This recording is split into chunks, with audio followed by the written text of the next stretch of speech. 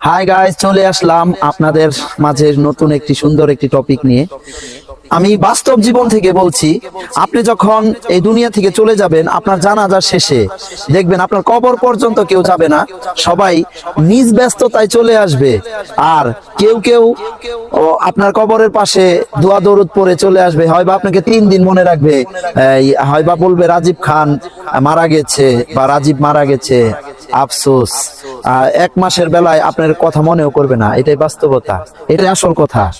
এই দুনিয়া চিরন্তনী থাকার জায়গা না। এই জায়গায় আমরা মেহমান হিসেবে আসছি, এসেছি একলা, যাব একলা। আমার পাশে কেউ থাকবে না। সেদিন চারপাশে অন্ধকার, কবর, আমার ডানে মাটি, বামে মাটি, উপরে মাটি, নিচে মাটি।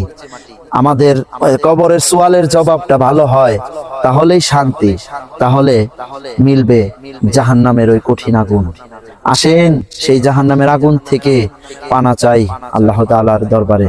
আল্লাহ নবীও এই জাহান্নাম থেকে মুক্তি চেয়েছেন। আসেন আমরাও আল্লাহর নবীর উম্মত হয়ে কবরে যেতে পারি।